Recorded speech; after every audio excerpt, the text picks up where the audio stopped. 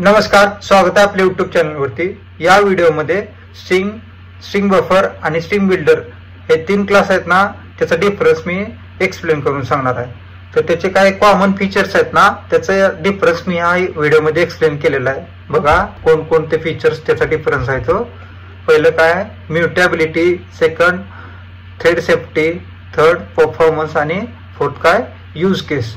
हे काय चार फीचर आहेत ना, ते कॉमनली त्याचा डिफरन्स मी या व्हिडिओमध्ये एक्सप्लेन केलेला आहे। बघा म्युटेबिलिटी काय, फर्स्ट स्ट्रिंग काय इम्युटेबल आहे। काय इम्युटेबल आहे बघा, या व्हिडिओमध्ये मी थिअरी पण एक्सप्लेन केलेली आहे आणि या व्हिडिओच्या डिस्क्रिप्शन मध्ये त्याची लिंक पण देतोय, तिथून तुम्ही नोट्स पण रेफर करू शकता। स्ट्रिंग क्लास का म्युटेबल आहे बघा, string object are immutable, meaning once a string object is created, its value cannot be changed. Any modification result in the creation of a new string object. म्हणजे काय, string object काय immutable आहे। कारण की एकदा object create केला का ते अपडेट करू शकत नाही। जर मॉडिफिकेशन करायला गेलो तर नवीन ऑब्जेक्ट मेमरी मध्ये क्रिएट होणार आहे। नेक्स्ट काय स्ट्रिंग बफर। स्ट्रिंग बफर काय म्युटेबल आहे। म्हणजे काय, string buffer objects are mutable, meaning they can be changed after they are created. Methods like append, insert and delete can modify content without creating new object. String buffer चा object आपण update करू शकतो। एकदा create केला का तो update करू शकतो। कशा थ्रू अपडेट करू शकतो, हे append, insert, delete मेथड आहेत ना, त्या मेथड थ्रू अपडेट करू शकतो। नेक्स्ट बघा स्ट्रिंग बिल्डर पण काय म्युटेबल आहे। का म्युटेबल आहे, लाईक स्ट्रिंग बफर सारखंच त्याचं पण काम आहे। कशाचं, स्ट्रिंग बिल्डरच्या ऑब्जेक्टचं। You can modify them using methods like append, insert, delete. जशा स्ट्रिंग बफर क्लासनं इन्सर्ट, अपेंड, डिलीट ह्या मेथड प्रोव्हाइड केलेत ना, सेम स्ट्रिंग बिल्डर क्लासनं पण मेथड प्रोव्हाइड केलेत। त्याच्या थ्रू आपण ऑब्जेक्ट मॉडिफाय करू शकतो। कशाचा, स्ट्रिंग बिल्डर क्लासचा। नेक्स्ट बघा काय थ्रेड सेफ्टी।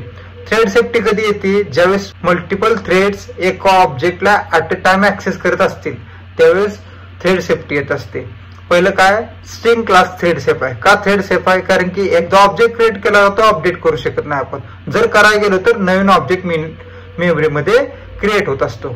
तर कधी आपण क्रिएट करतो बघा, string is thread safe due to its immutability. Immutable असल्यामुळे थ्रेड सेफ आहे। as its value cannot change once it's created. एकदा क्रिएट केली की व्हॅल्यू चेंज होत नाही। जरी करायला गेलो तर कॉनकॅट हे काय मेथड आहे ना, त्याच्या थ्रू क्रिएट अपडेट करू शकतो। पण ते अपडेट कधी कुठे होते, मेमरी मध्ये नवीन स्ट्रिंग क्रिएट करून ते अपडेट होत असते। ऑलरेडी क्रिएटेड स्ट्रिंग मध्ये ते अपडेट होत नाही।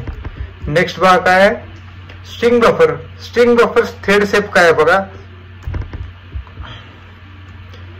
String buffer is a synchronised, meaning it is thread safe. Multiple threads can access a string buffer object simultaneously without corrupting the content, but this make it slower. बघा string buffer हा synchronised आहे। Synchronised म्हणजे काय, multiple thread, for example दोन thread असतील तर दोन thread म्हणजे काय बघा, सिंपल मध्ये फक्त समजून घ्या। थ्रेड म्हणजे एक प्रकारचं मेथड। थ्रेड म्हणजे काय, एक प्रकारची मेथड। तर मेथड एका ऑब्जेक्टला, दोन मेथड एका ऑब्जेक्टला सायमल्टेनियसली किंवा ऍट अ टाइम ऍक्सेस करते, त्यावेळेस काय होणार आहे, कोणत्या मेथडनी तो ऑब्जेक्ट अपडेट केलेला आहे ते प्रॉपर कंपायलरला किंवा JVM ला समजणार नाही। त्यामुळं तिथे इश्यू येत असतोय। त्यामुळं आपण सिंक्रोनाइज दिलं का काय होणार आहे, त्यावेळेस एक थ्रेड ऍट अ टाइम एका ऑब्जेक्ट वरती एक ऑपरेशन परफॉर्म करणार आहे। सायमल्टेनियसली मल्टिपल थ्रेड एका ऑब्जेक्ट वरती ऑपरेशन परफॉर्म करणार नाहीत। फॉर एक्झाम्पल दोन थ्रेड असतील तर पहिल्या थ्रेडचं काम झाल्यानंतरच दुसरी थ्रेड त्या ऑब्जेक्ट वरती ऑपरेशन परफॉर्म करणार आहे। समजले? मग स्ट्रिंग बफर काय सिंक्रोनाइज्ड आहे। म्हणजे काय, एक थ्रेड ऍट अ टाइम एका ऑब्जेक्ट वरती ऑपरेशन परफॉर्म करणार आहे, त्याचं काम झाल्यानंतर दुसरी थ्रेड त्या ऑब्जेक्ट वरती ऑपरेशन परफॉर्म करणार आहे। बघा मी दाखवतो तुम्हाला, हा लायब्ररी मधला already defined string buffer class, त्यातल्या ह्या मेथड आहेत ना, त्या सगळ्यात सिंक्रोनाइज दिसतात बघा।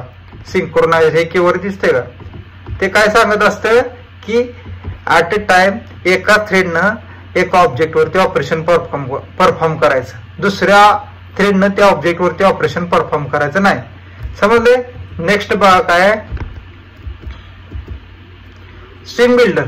स्ट्रिंग बिल्डर हा नॉट थ्रेड सेफ नाही, म्हणजे काय तो सिंक्रोनाइज्ड नाही. बघा स्ट्रिंग बिल्डरचं थिअरी काय, string builder is not synchronised meaning it is not thread safe. It designed for use in a single threaded environments where synchronization is not necessary. कधी कधी काय होतं की सिंगल थ्रेडेड एन्व्हायरमेंट मध्ये सिंक्रोनायझेशन काय गरजेचं नसते, त्यावेळेस आपण स्ट्रिंग बिल्डर क्लास यूज करायचा, त्यावेळेस स्ट्रिंग बफर क्लास यूज करायचा नाही. बघा स्ट्रिंग बिल्डर क्लास हा, ह्याच्यावरती राईट क्लिक करा, ओपन डिक्लेरेशन त्याच्यावरती क्लिक करा. हे डिक्लेरेशन मध्ये आता ह्या काय मेथड आहेत ना, कोणत्या सेमच मेथड तुम्हाला दाखवतोय. बघा या अपेंड मेथड, कम्पेअर टू, ह्याच्या हे अपेंड आहेत का मेथड, ह्या मेथड पुढे काय दिसतंय तुम्हाला सिंक्रोनाइज्ड कीवर्ड, रिप्लेस, इन्सर्ट नाही ना, तसं ह्या स्ट्रिंग बफर मध्ये दिसते बघा सगळं अपेंड सिंक्रोनाइज्ड. समजते तुम्हाला. स्ट्रिंग बिल्डर हा सिंक्रोनाइज्ड नसल्यामुळं तो थ्रेड सेफ नाही आणि स्ट्रिंग बफरच्या मेथड सगळ्या सिंक्रोनाइज्ड असल्यामुळं तो थ्रेड सेफ आहे. नेक्स्ट बघा काय परफॉर्मन्स. तर स्ट्रिंग क्लासचा परफॉर्मन्स कसा आहे, स्लोअर विथ कॉन्कॅटिनेशन. ज्यावेळेस आपण कॉन्कॅटिनेशन ऑपरेशन परफॉर्म करतोय त्यावेळेस काय होणार आहे की मेमरीमध्ये नवीन ऑब्जेक्ट क्रिएट होऊन तिथे डेटा अपडेट होणार आहे. ड्यू टू इम्युटेबिलिटीमुळे परफॉर्मन्स काय होणार आहे, स्लो होणार आहे. Modifying string for example concatenation leads to performance overhead since new object are created every time a change is made. प्रत्येक वेळेस आपण चेंज करतोय त्यावेळेस काय होणार आहे, मेमरीमध्ये नवीन ऑब्जेक्ट क्रिएट होणार आहे, त्यामुळे परफॉर्मन्स स्लो होतोय. समजले. नेक्स्ट बघा स्ट्रिंग बफर. स्ट्रिंग बफरचा परफॉर्मन्स कसा आहे बघा, slower due to synchronisation. Synchronisation मुळे काय होणार आहे, परफॉर्मन्स स्लो होणार आहे. का बघा आता फॉर एक्झाम्पल दोन थ्रेड आहेत आणि एका ऑब्जेक्ट वरती ते परफॉर्म करायला लागलेत ऑपरेशन.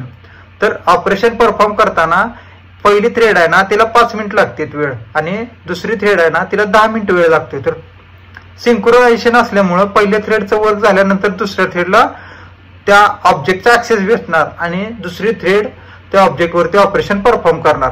मग दोन्हीचा मिळून टाइम किती होतोय, 15 minutes.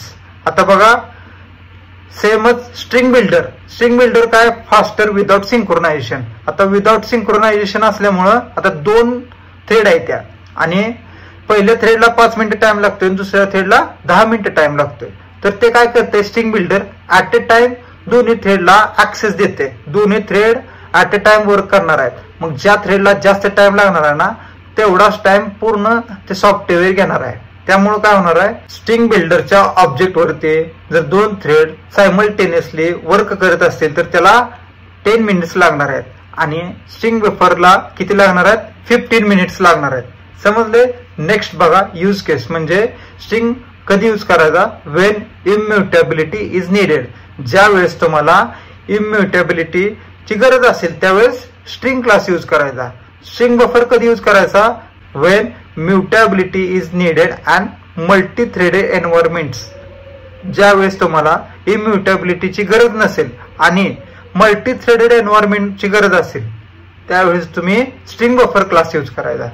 Next string builder class, when mutability is needed. Mutability तुम्हाला गरज असेल म्युटेबिलिटीची आणि सिंगल थ्रेडेड एन्व्हायरमेंट मध्ये तुम्हाला स्ट्रिंग यूज करायची असेल त्यावेळेस स्ट्रिंग बिल्डर क्लास यूज करायचा. समजलंय. एवढा सिंपल डिफरन्स आहे. तुम्ही एक्झाम मध्ये सुद्धा ह्या सगळ्या कन्सेप्ट लिहू शकता जे काय मी तुम्हाला स्क्रीनवरती दाखवतोय ना त्या. समजले. कन्सेप्ट समजले असेल तर तुमच्या मित्रांशी शेअर करा, चॅनल सबस्क्राईब करा, व्हिडिओ लाईक करा आणि कमेंट करा. थँक्यू.